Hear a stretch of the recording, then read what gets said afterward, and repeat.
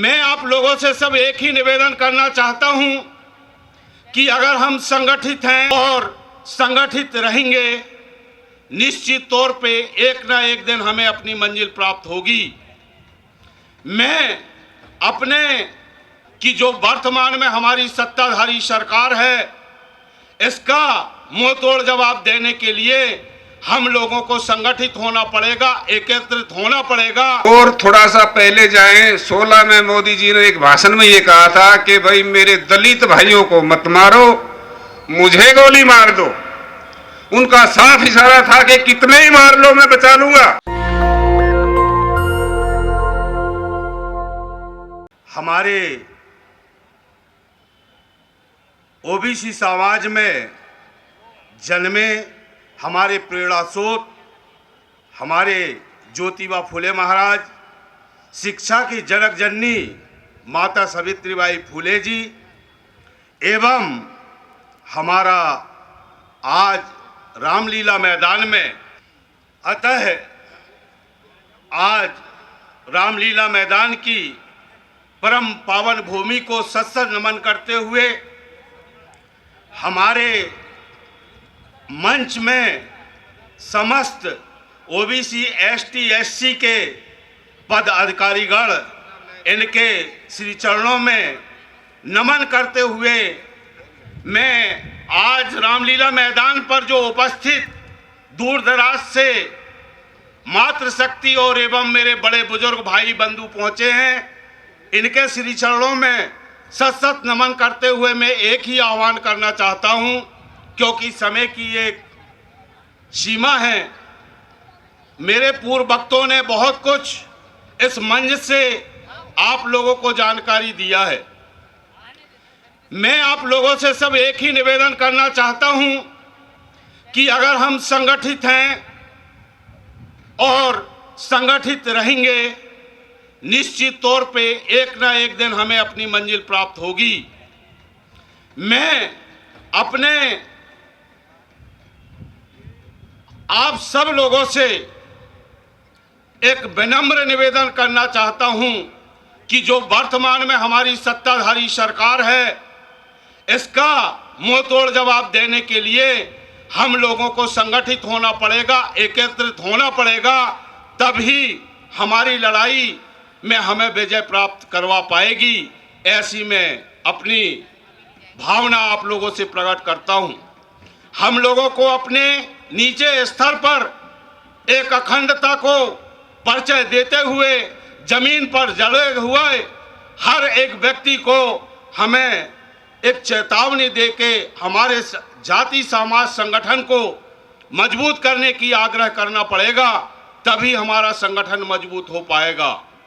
और मैं निवेदन करना चाहूँगा कि हम सब लोग एक मंच पर अनेक संगठन के माध्यम से जो हमारी विचारधाराएं हैं उनको एकत्र करने का मौका है। और आज हम लोग एक कसम खाकर और एक निश्चित करते हुए ये आह्वान करें कि आने वाले समय में हम जो भी हमारा मतदान हो वो ईवीएम मशीन की अपेक्षा वोटर बैलेट पेपर से होना चाहिए, ऐसी मैं आकांक्षा करता हूं। इन्हीं के साथ अपनी वाणी को विराम देता हूं। दूसरा, ये आरएसएस बड़े ध्यान से डेट फिक्स करती है। कल प्रोफेसर रतनलाल जी ने जैसे बताया था, मैं उससे और पीछे ले जाता हूं। 26/11/2008 का बम्बई अटैक ये पूर्व नियोजित था, इनकी साजिश थी हेमंत करकरे को मारने के लिए, क्योंकि बम ब्लास्ट केस में साध्वी प्रज्ञा और कितने नाम है जो अरेस्ट किए थे उन्होंने। 26/11 का अटैक इसलिए हुआ था। उसके बाद 6 दिसंबर 1992 को बाबरी मस्जिद जो ढहाई गई, इस विचारधारा को कलंकित करने के लिए भी आरएसएस ने ये दिन चुना था। और थोड़ा सा पहले जाएं, 16 में मोदी जी ने एक भाषण में ये कहा था कि भाई मेरे दलित भाइयों को मत मारो, मुझे गोली मार दो। उनका साफ इशारा था कि कितने ही मार लो, मैं बचा लूंगा। उस दिन के बाद से पूरे भारत में एट्रोसिटीज के केस 200 गुना बढ़ चुके हैं। 15 अगस्त में बिल्किस बानो के हत्यारों की रिहाई ये क्या दर्शाती है कि लोकतंत्र पूरी तरीके से खत्म हो चुका है। इसे सब ने मिलकर बचाना है। एससी, एसटी, ओबीसी और ये माइनॉरिटी वर्ग, ये सब इकट्ठा होकर एक झंडे के नीचे आकर लोकतंत्र को बचा सकते हैं, नहीं तो खत्म हो चुका है। छत्तीसगढ़ पिछड़ा के कल्याण संघ की ओर से एवं प्रदेशवासियों की ओर से आपका स्वागत करता हूं, हार्दिक अभिनंदन करता हूं। साथियों, आज इस देश में कई पशु पक्षी,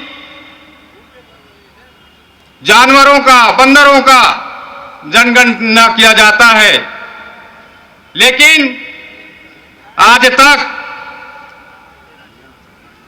भारत देश में होने वाली सामाजिक और आर्थिक जनगणना में जो प्रपत्र तैयार किया जाता है, जिसमें कॉलम होता है, उस कॉलम में कभी ओबीसी का कॉलम नहीं जोड़ा गया, जिसके कारण हमारे वास्तविक संख्या पता नहीं चल पाता, जिसके कारण हमको अपने अधिकार लेने में कानूनी तरीके से कई तरह की दिक्कतें आती है। मैं उदाहरण के लिए बता दूं साथियों कि हमारे छत्तीसगढ़ में 52% ओबीसी के लोग निवास करते हैं, जहां हमको आरक्षण के नाम पर 14% दिया गया है, जबकि वास्तविक में हमको मिलना चाहिए 52%। इस बात को हमारे सामाजिक जनों ने इस बात को उठाया तो सरकार ने इस सोचते हुए जब न्यायालय की पटल में रखा तो न्यायालय ने कहा कि आप 27% आरक्षण किस आधार पर दिए, इसका सबूत पेश कीजिए। तो उस समय सरकार के पास कोई ऐसा दस्तावेज नहीं था जो वहां न्यायालय में पेश नहीं कर पाए, जिसके कारण दोस्तों वहां मामला अटका हुआ है।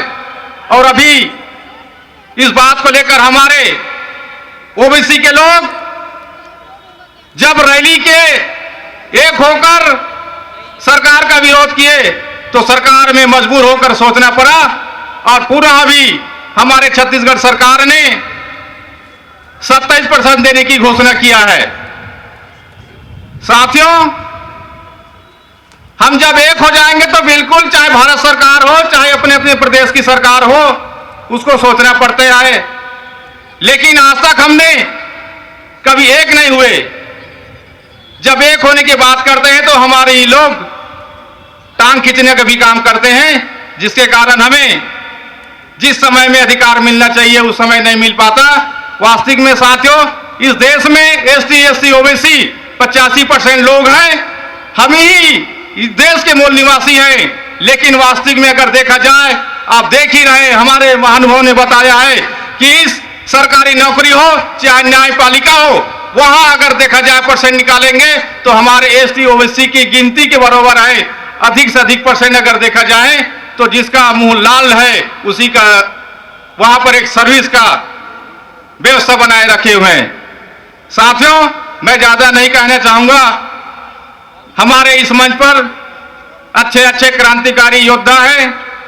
मैं यही कहूंगा कि साथियों, मुश्किलों से भाग जाना आसान होता है और जिंदगी का हर लम्हा इम्तिहान होता है।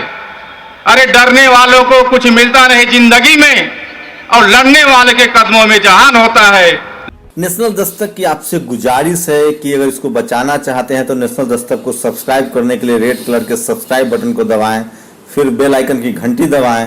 नेशनल दस्तक को बचाने के लिए बहुत जरूरी है कि हर खबर को शेयर करें, लाइक करें, कमेंट जरूर करें।